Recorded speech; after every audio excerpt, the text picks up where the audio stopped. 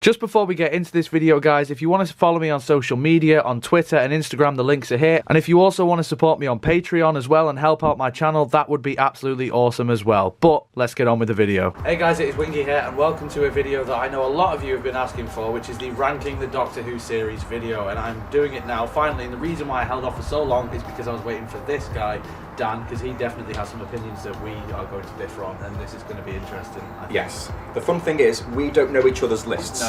Although there have been many discussions at various different bars. At various stages of soberness. Yes, but we don't know anything about each other's lists, so... Or each other, who are you? So this should be very different and quite experimental, which is always fun. Right, so my worst series then from the new series is Series 8. Without a shadow of a doubt. I think that's the one that we definitely agree on, That's, to yeah. be fair. Number 8. Now, I don't get why it's so bad, because you do have the aspects that make a good series there. Like, you have an interesting storyline for the Doctor, you have the return of the Daleks, the Master, well, Missy in this case. Yeah. But something just doesn't come together.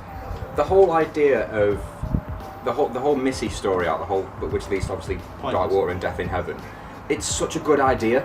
In theory, it just goes nowhere. Like the Yeah. Cybermen converting the dead. That's potentially too It's far. brilliant. It's too It's far. a brilliant idea, but that's what we get a lot of in the Capaldi era. We have great ideas that just don't really go anywhere, No. which is incredibly disappointing.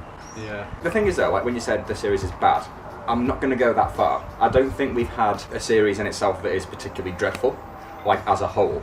No. Series 8 to me just feels incredibly average. Dull. And It's just very mundane, very pedestrian. There isn't really a lot that happens. No, there's not a lot I can think of that's like, I want to go back and revisit that. It's more sort of style over substance, I think. I wouldn't even go that far, you know. There's not really... Substance. No style, no substance. No. The thing, there are good stuff, there's good stuff sprinkled in there. Yeah. Like Deep Breath is a really good way to open it, with Capaldi as well. It's alright. That's one of a lot. I mean, I quite like Robots of Sherwood. I mean, we can agree that In the Forest of the Night is easily just dog shit. In the Forest of the Night is, without a doubt, my least favourite episode of Doctor Who ever. See, this is the thing. A lot of people say to me, and I have explained this in other videos, but on my top 10 worst list of the new series, people said, why isn't In the Forest of the Night on it? The thing is, if you watch that video and you count along, there's only 9 stories, and it's because I forgot about In the Forest of the Night as I was filming it. So that's why it is that dreadful, you didn't even think about it. Exactly. It would definitely be in the top 5 of the worst ones. I still don't think it's worse than Hellbent, but... I think we'll get to that when we discuss Hellbent. Yeah, that's a video in itself. Yeah. Right, so the next series then, what are you going with? I'm going to go with... And it feels bad because it feels like I'm ripping on Capaldi, but I'm going to go with Series 10. I'm going to go with 9. Yeah. That's interesting. Why 10 then? 10 has the same kind of problems as 8 does for me. There's nothing about it that makes me want to go back. Yeah. But it should be said that Capaldi's era definitely has the best production design, and it's the best the show has looked. Yeah, but that's it. But that's it. Story-wise, it always falls short, but the show looks great from when Capaldi comes in to when he ends. And I think, isn't that when Rachel Talalay started? I'm not directing sure. episodes. I'm not sure. She might have been sooner. She definitely did some in 9 actually, I think. I'm pretty sure she did Heaven Sent and Hellbent. Yes. Correct me if I'm wrong on that. Maybe that was her first one, but I definitely, on a side note, I definitely want her to come back for Series 11. Yeah, she's got to be there. Yeah. But yeah, with 10, Thin Ice and Knock Knock are really fun. World Enough in Time is fantastic. But then the Doctor Falls is so lacklustre and disappointing. I don't dislike the Doctor Falls as much as you do. I think there are certain areas in which it does fall short. We don't need John Simm's Master coming back. Or Missy. We don't need Missy. That doesn't really go anywhere interesting. No. But there are the action scenes are great. I do like that Bill did effectively remain as a Cyberman, and I love that. Well, besides we're running off with a puddle in space, that Brandon behind the camera, that did happen. Yeah. Say that again. She was a Cyberman, and then she was saved by a magic puddle. A magic puddle. Yeah. Magic puddle. And then they have adventures together in space. See, this is why I don't watch it. Puddle Girl and ex-Cyberman. That will be a spin-off. Don't give him any ideas. Moffat, ignore that. Don't. Just get closer with that. You really tell him. Moffat, don't do that. Shithouse. In saying that as well, just another positive about 10. Bill is really fun. You say positive, but it is your second worst. Yeah. But then again, it's not necessarily a bad season. It just doesn't hold up as well as the other ones. I guess. Well, I mean, I'm going to have to go with 9 here. It would have been last if it wasn't for Underlake Before the Flood and Heaven Sent. Other than that, Series 9, I just absolutely loathe. Face the Raven's okay, I will say that as well. Clara shouldn't be there, and she just takes over that series for me. I don't want to go into a rant about Clara because obviously I've done this a number of times before, but she ruins that series for me, and she really holds back Capaldi's Doctor. Like, if we had Bill starting in Series 9, I reckon that series would be a lot better, because it's less about Clara then. And the fact that he killed her off multiple times, and he did it the best way probably in Face the Raven. And then Only to bring her back. Yeah, and it just undermines that, it undermines Heaven Sent, and it wastes Gallifrey, and it's just like, I can't forgive that. Hellbent is easily the worst episode ever for me. It's the only time I've been angry watching Doctor Who. Clara did have a good send-off at the end of Series 8. Yeah, that was, I loved that. Yeah, with Danny dying, and then those two realising that they're not good for each other. Yeah, and that it is time to stop. For once, Moffat was subtle, and it worked. And that hook between the both of them is a really kind of bittersweet way to end their story. Yeah. So by bringing it back in Last Christmas, and it's not my time to talk about 9 yet, but the fake out at the end of Last Christmas. Oh yeah, where she's old. Yeah, and it's like, okay, we have another ending for her. We could go with this one, and then she just comes back again. Yeah, pretty much. She's like one of those horror icons like Jason or Freddy that just won't stay down. I would not be surprised if she comes back again. Well, technically she did in Capaldi's last one. Yeah. Hate to remind you. Right, next. I'm going to go with Season 7. Same. I'm going to go with Series 7. Interesting. I think our reasons are maybe the same, but I know we have some disagreements in 7. Yeah, because you like Asylum of the Daleks, and I definitely don't. I wouldn't say it's the best, but it's just fun. No. The whole dynamic between Amy and Rory feels incredibly forced, and it doesn't... Why are they getting divorced? Stupid. I don't like the thing with... Why do they have fact a that it lasted Dalek for Prime one Minister? It's just dumb. But Series 7, it was around this time when my love for Doctor Who sort of took a dip. Wavers a bit. Yeah, and I mean, I'm still in that dip now, I guess. But I just think that series, except for the 50th, that's the one thing where I'm like, yes, that was great. There are some great moments in Series 7. Name of the Doctor. Terrific. Name of the Doctor's quite good. I do like Cold War as well. Yes. I don't mind the Bells of St. John, actually. I think that's okay. But everything else... Clara was still watchable at this point. Yeah, no, I like Series 7 Clara, she's fine. But maybe again, it's at the end, dynamic with when she steps into the Miss Time stream at the end, I think that's when she started to get a bit big for her boots. Yeah. And when Moffat started thinking that she is way more important than she needed to be. Definitely. But I'll also, defend Angels Take Manhattan. I do love the scene in the graveyard. But I remember discussing this with you. What happened to the Angel at the end of that episode? When Amy and Rory are blasted back in time, we cut to the Doctor River in the TARDIS. What happened to the Angel?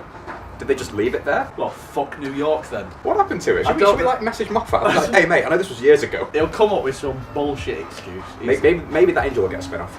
Oh, for God's sake. Maybe that was the one that turned up in Class. Plot thickens. Class is garbage though. Anyway, no, there's just not a lot to Series 7. It's very mixed. Yeah, you get like a couple good episodes and a couple of ones that are just... And even the good ones, there's solid 6s, but not past that. I think with the exception of The Name of the Doctor is a strong 8 or 9 for me. The ones that we mentioned definitely, but the others not so much. The reveal of the War Doctor at the end is particularly fantastic. Brilliant. And how that leads into the 50th is also incredible. I keep saying this, but John Hurt was once the Doctor. And we also get to see the Time Warp. Yeah, that was good. At last. That was really After being teased for, 7 odd years? Of just hearing about it. Oh yeah.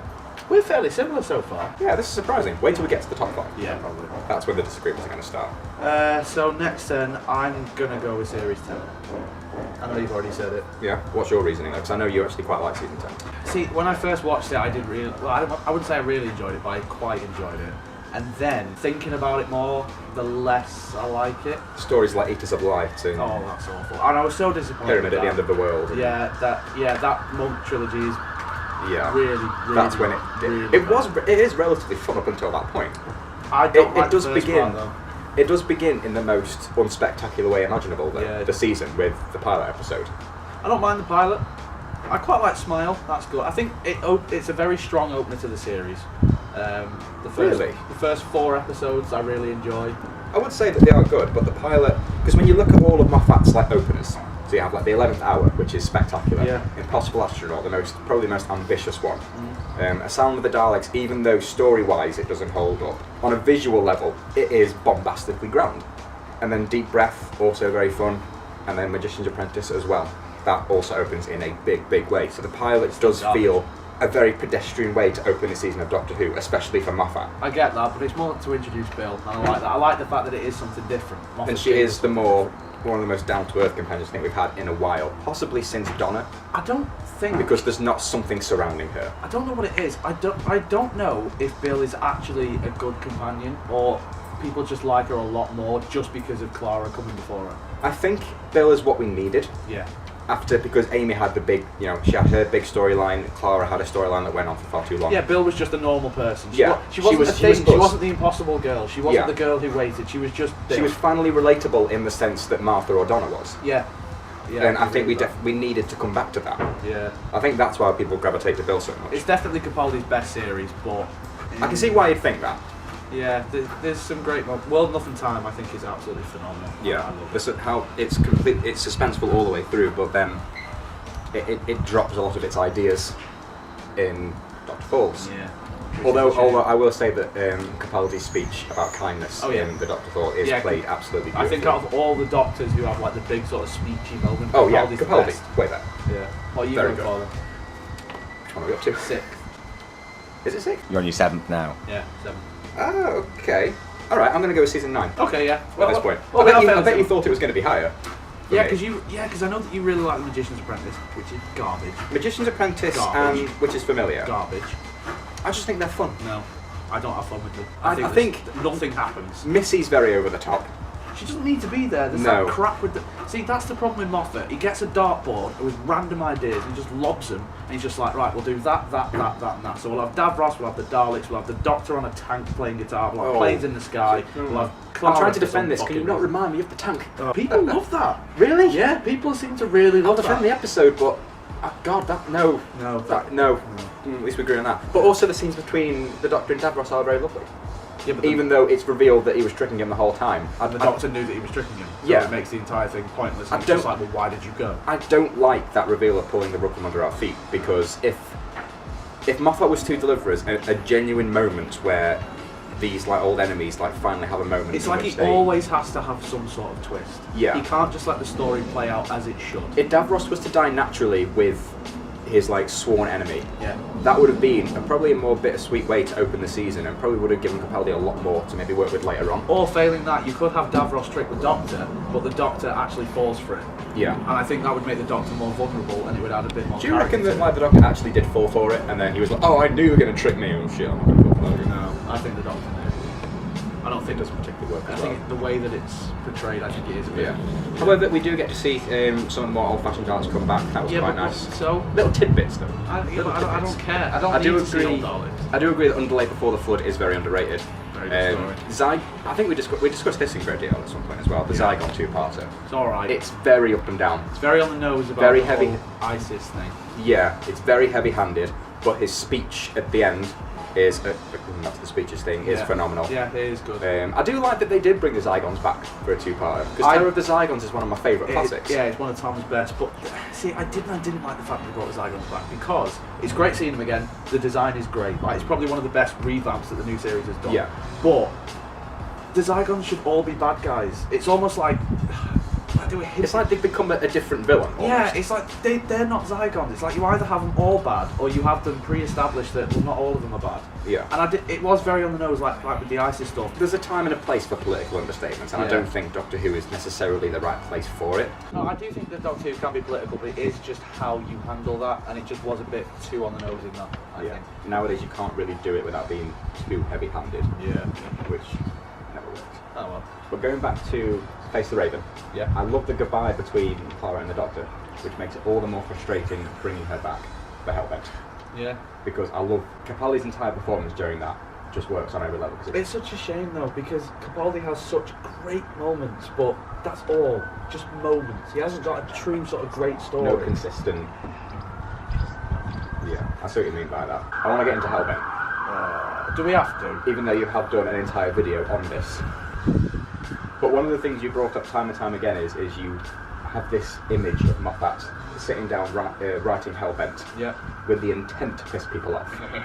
Pretty much like that. Don't think that's the case.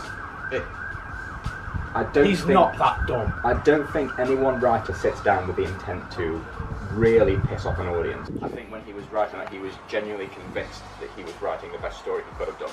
No. Even though what he delivered wasn't that. No, But I you don't cannot tell me that someone has that script, reads it back, and thinks, yes, that's good enough. At the end of the day, he doesn't care what the fans think. And Clearly. in a way, he shouldn't as well. He has to write what's true to him. And even though bringing Clara back and ruining everything, on some level he must have thought, yeah, I am happy with that. What cunt. Right, what next? Okay, I'm going to go with... This is 6, isn't it? Yeah. I'm going to go with 6. Okay, we'll get into that first. You're not going to say yours. We'll do yours and then we'll do mine. Series 6 is just too convoluted. I don't know what it is, but it looks very dark a lot of the time. There's some good stories, don't get me wrong, but the majority of it is just either crap or forgettable. Like the Curse of the Black Spot, garbage. What's the Mark Gatiss story? See, we can't even remember the name of it. I enjoy it at the time, but... Did he write in season 6? Yeah, I'm pretty sure that's the story that he wrote. The one with Daniel Mays in it and the kid in the tower block. Night Terrace. That's it. Yeah, see, you forgot the name of it. Good story, but completely forgettable. The Impossible Astronaut, that's a good story. I like that one. The Girl Who Waited. That's it, isn't it? Is it? Yeah, go for it. Yeah. Sorry. Yeah, it's shite. I don't like it. It's too convoluted, it's too dark. The whole reveal of River as well, that was a massive letdown. Like, oh yeah, she's just the daughter of your next companion. Sorry. That noise pretty much summed up what I was thinking of, like. So That's your verdict on season 6. Yeah. Just that. just sneeze. I think we'll get into that more. It's weird though, because I've been so negative about that. Yeah, I've been quite positive about some of the others that I've spoken about. I was going to say you've ranked it quite highly considering your scathing opinion of it. It's not a scathing opinion, I just think it could be better. I think it's just a letdown after Series 5. Okay. Alright, fair enough. I'm going to go with Series 2. And it's definitely the weakest of the Russell T Davies run. Weakest of Tennant as well. But it is still a fun series. Even though you do have episodes that let it down, like Love and Monsters, even though I do know that you like that episode. I like it, ironically. Yeah. Like, I wouldn't say it's good. I can't really imagine many people saying it's good. No, it isn't. Obviously the Idiot Thompson brings it down as well. Right. New Earth was a very... coming back to that whole pedestrian way of opening a season. But then you do get moments like the school reunion. Yes. And you get Rise of the Cybermen, Age of Steel. Which is fantastic. Yeah, The Impossible Planet. The Impossible Planet in Satan Pit is my favourite story of Series 2. Yeah, it's the best. I love the Ood. And I was thinking about this the other day. The guy who wrote that two-parter, he hasn't written an episode since. Really? One-time writer. Who was it? Hold on. I'll have to research this. Okay, this was written by Matt Jones, who... He has written some Torchwood stuff. Alright, that makes sense then. Oh! Nope, that's the only story he wrote. Not even Torchwood? Torchwood, he wrote one episode. Which one? We'll look for research after that. Oh, for God's sake. But yeah, that's the only story he did. But watching The Impossible Planet and Satan Pit when I was younger, that was one of the only other episodes that actually scared me. Like really creepy. The Empty Child and the Doctor Dancers did. Yeah, I totally agree with that, and I'm not doing anything. But even then, I know that the Army of Ghosts and the Doomsday story I do really like as well. I don't like Doomsday. I know you hate the scene at the beach at the end. Don't tell me you're going to say that you love it. But I love it. I really love it. I think both David Tennant and Billy Piper are absolutely wonderful in that scene. I love how it plays out, and it's still upsetting to watch now. I love that goodbye between them, even though obviously we know she comes back in season 4. At the time you didn't. Yeah, at the time we didn't. That was permanent for a good year and a bit. But I love how that whole scene plays out, and it is absolutely devastating to watch. And I know you're going to disagree with this bit as well. Donna appearing at the end, for some reason, undermines all that. Yeah, no, I do agree with. We have this incredibly strong emotional moment between the Doctor and Rose, and then we have comedy. A gag. Yeah, it doesn't work. But all of a sudden it's like, oh, I know he technically had to do that because it's a kids show. You can't really work around that either, because you do have to set up the Christmas special as well. You can't leave it on a complete downer. But even though that doesn't quite work as well as that goodbye scene does, and the image of Rose running to her mother on that beach gets me every time. The Doctor should not be romantically invested in anybody ever. It's true. Don't like I love how it works, even though Rose is overrated as a companion. Well, now that you're wrong, let's move on.